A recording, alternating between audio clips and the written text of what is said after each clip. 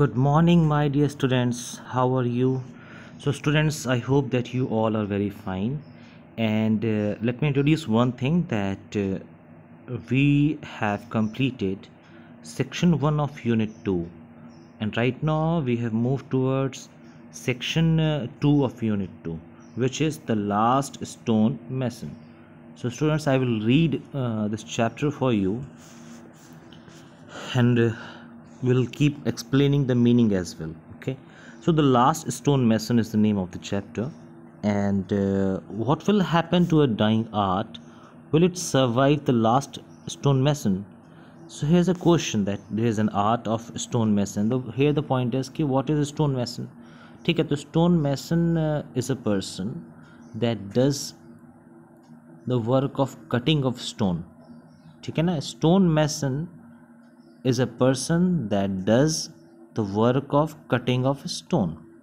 Now moving forward, this cutting of stone is actually a dying art, means this art is supposed to be no more. Clear?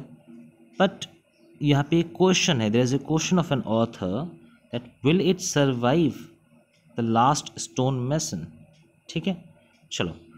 Now moving forward, the young man flung the hammer and chisel to the ground and cried, "I am leaving, father. I am leaving you and this work. Look what it's brought us." He spread out his arms and glanced disdainfully at the small, congested workroom, the slabs of stone, marble stacked in one corner, and the old cot, covered with a pile of used clothes in the other. The whitewashed walls were stained by many monsoons, the window bare of curtains opened into a tiny backyard. इसमें ये देखो उस जगह की situation की बात बता रहा है कि जो व्यक्ति है वो अपना हैमर और चीज़ल उठा के ग्राउंड में फेंक देता हो, चिल्लाता है कि मैं अब यहाँ पे नहीं रह सकता, मैं सब कुछ छोड़ के जा रहा हूँ, मैं आपको छोड़ के जा रहा हूँ, मैं ये काम छोड़ के जा रहा हूँ, मैं सब कुछ छोड़ के जा रहा हूँ. देखो ये मेरी क्या हालत कर रखा है. मतलब ये काम मीन्स जो स्टोन कटिंग का वर्क होता है. फिर उसके बाद अपना हाथ फैलाता है, स्प्रेड आउट हिज आर्म्स इन ग्लांस्ड, आसपास के चारों ओर देखता है कि क्या सिचुएशन है. स्लैब ऑफ स्टोन रखा है, मार्बल है, रूम्स कैसे हैं, रूम एकदम डिस्टेंट ख़राब हो चुके हैं. जो कॉट है, कॉट मतलब चरपाई होता है, ये कैसी पड़ी हुई है, पुरानी सी है. मतलब वो सिचुएशन को डिस्क्राइब कर रहा है. ठीक है.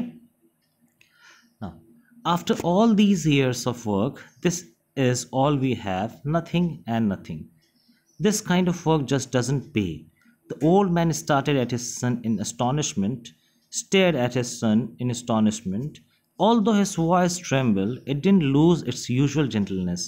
It's not only the money that matters, son. It's the service, our service to God.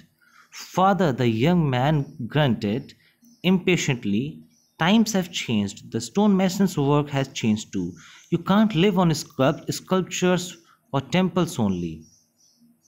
You have to mass produce like all the others in Agra.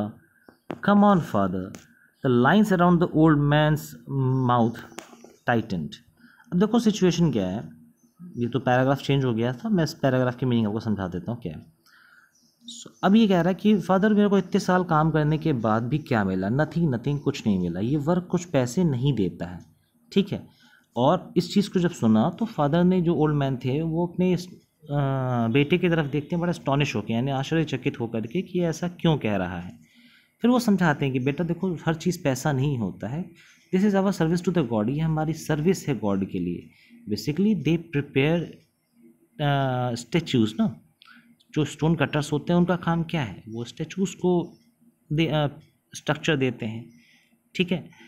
तो स्टैचूज़ को स्ट्रक्चर दे रहे हैं, तो this is basically the statues और of the gods as ना. तो जो भी स्टैचूज़ बनते थे वो गॉड्स के बनते. तो that is why they say कि यार this is a service to the God. Father said this. ठीक है. और इनके ऐसा कहने पे फिर से जो इनका बेटा रिप्लाई करता है बड़ा इम्पेशेंटली के तरीके से कि फादर अब ऐसा टाइम नहीं रहा, टाइम चेंज हो रहा है. केवल हम लोग जो हैं टेम्पल्स पे नहीं डिपेंड रह सकते हैं. उसमें और भी कई सारी चीज़ें हैं जो कि इसमें ऐड होनी चाहिए, जिससे कि मास प्रोड्यूस हो सके, जैसे कि आगरा में होता है. ठीक है.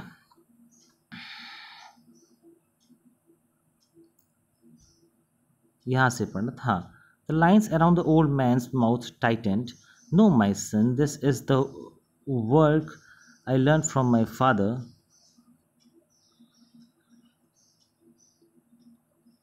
And he learned from his father. We have kept up this tradition for hundreds of years, and I hope you would continue our work. No, father, the young man replied with determination. This is much more money in ashtray. There is much more money in ashtrays and plates for tourist shops. I am tired of working for a pittance for the committee of the temple in Srinagar. I am leaving, father. Uh, let's read the next paragraph as well. The young man stormed out of the room, leaving his old father crouching in front of a half-finished marble statue, whose shape already suggested its future magnificence. He dropped his hands into his lap and closed his eyes. He began to pray, didn't even hear the hesitant goodbye. His son called out from the door. He sat motionless, unaware of time and place. So यहाँ पे उस situation की बात बता रहा है कि father का जो कहना था, ठीक है, पहले फादर ने कहा तो उसके बाद बेटे ने कहा कि सर कि पापा अब तरीका चेंज हो चुका है, टाइम चेंज हो चुका है. तो अब फादर कहते हैं कि देखो ऐसा है कि the lines around the old man's mouth tightened का मतलब होता है बड़ा डिस्प्लेजर वे में, ठीक है ना, यानी कोई बहुत खुशी से नहीं कह रहे हैं, बहुत दुखी होकर कह रहे हैं कि ऐसा नहीं है बेटा. दिस वर्क इज़ ये हमें मुझे अपने फादर से मिला है और मेरे फादर को उनके फादर से मिला था, तो ये ट्रेडिशन है हंड्रेड्स ऑफ ईयर्स की और मुझे उम्मीद है कि तुम भी इसे कंटिन्यू करोगे. अब इसकी बात को सुनने के बाद उनका जो पुत्र है, जो बेटा है, वो रिप्लाई करता है कि नहीं, एक डिटर्मिनेशन के साथ कि नहीं, I will not do this, ठीक है ना. इससे कहीं ज़्यादा मनी जो है एश ट्रेज और प्लेट्स में है जो कि टूरिस्ट शॉप पे मिलते हैं, ठीक है. तो अब मैं इस काम को करके बिल्कुल थक चुका हूँ और अब मैं इस काम को नहीं करूँगा, मैं जा रहा हूँ, ये इनके बेटे कहते हैं. और वो तेज़ी से अपने फादर को उसी हाल में छोड़ करके चला जाता है. अब फादर का थोड़ा सा गिला है, शिकवा है, थोड़ा सा दुखी है कि यार ये मेरा बेटा हमसे गुड बाय भी नहीं किया, मोशनलेस होके चला गया, ख़राब हो गया. तो यही सारी चीज़ें थी, ठीक है ना. मूविंग फॉरवर्ड, देखो सिचुएशन इस पिक के ज़रिए आपको काफ़ी चीज़ें इसमें समझ में आ जाएंगी कि क्या सिचुएशन है, ठीक है ना. चलो, सो here Master Ji called Salim, the servant boy, entering the workshop barefooted. He held out a glass.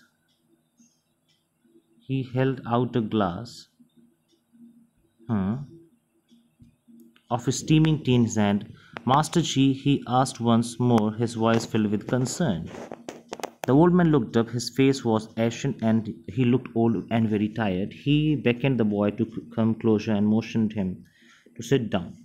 Salim said gently, soon I will be the last stonemason here. All the others would have gone to Agra. They are turning out cheap candle stands.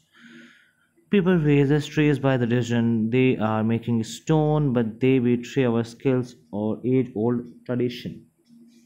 Now Gopal has also gone. I will have to finish this sculpture alone, and with the help of God, I'll do it, Salim. I know you will, Master Ji, the boy answered. You will make many more larger and more beautiful temple sculptures. The old man looked at the orphan boy and had come to work for him 5 years ago. Okay, drenched to the skin, dressed in tatters, he had begged for shelter during a furious monsoon storm and had stayed on to work for the old master craftsmen. He had grown tall and strong. The old man knew that Salim too would leave him one day.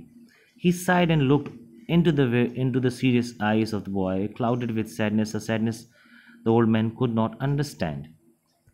अब मैं इसकी बात करूँ तो इसमें देखो क्या हो रहा है कि अब यहाँ भी एक नया करेक्टर आ रहा है, सलीम, ठीक है. तो सलीम से इन्होंने एक जो है स्टीमिंग कप ऑफ टी जो है मंगाई है और सलीम बाहर ही डोर पे खड़ा हुआ है. जब डोर पे खड़ा था तो मास्टर जी कहते हैं बेटा अंदर आ जाओ, प्लीज़ कम इनसाइड.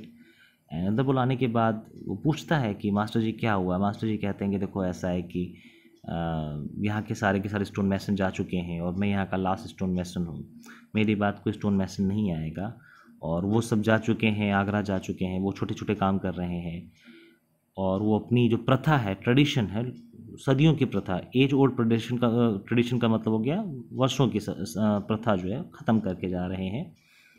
और मास्टर जी को ये बात मालूम है कि भाई जो ये लड़का है सलीम, ये जो लड़का है सलीम, यहाँ पे मैं इस पार्ट की बात कर रहा हूँ, ठीक है। ये लड़का सलीम जो है एक बार आया था, ऑर्फन बॉय था, भीगा हुआ था, भीगी स्किन थी, ड्रेस्ड इन टैटर्स, और ऐसे सिचुएशन में उसे शेल्टर चाहिए था, रहने को जगह चाहिए था, तो मास्टर जी ने उसकी हेल्प की थी। बट मास्टर जी ये बात जानते हैं कि सलीम भी एक दिन यहाँ से चला जाएगा, और थोड़ा सा दुखी रहते हैं इस सिचुएशन पे, ठीक है ना। ऐसा कुछ ऐसा स्पेशल नहीं था, बट हाँ थोड़ा सा इंसान को दुख होता है, वही दुख था, ठीक है। तो स्टूडेंट्स, अब अगर मैं बात करूँ तो आपको इस चैप्टर के बारे में कुछ कुछ आइडिया लगा होगा, ठीक है ना, कि इस चैप्टर में क्या स्टोरी चल रही है। बोलो बच्चों, आइडिया लगा कि नहीं लगा?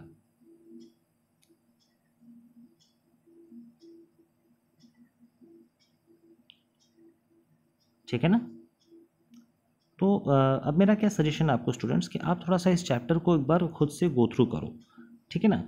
If you face any problem please do ask, and I will definitely try to make another video to explain rest of the part of this chapter, ठीक है। Once you go through the chapter, first of all आप पहले chapter को finish कर लो। Finish करने के बाद आपका नेक्स्ट पार्ट ये रहेगा कि अगर कोई डाउट है regarding the essence of the story, कि स्टोरी की मीनिंग समझ में आ रही है या नहीं आ रही है, आफ्टर दिस अगर डाउट होता है तो I will make another video to explain the rest of the part, and if you don't have any doubt then I'll give you some homeworks to do, ठीक है। So that's all for the day बच्चों, thanks a lot।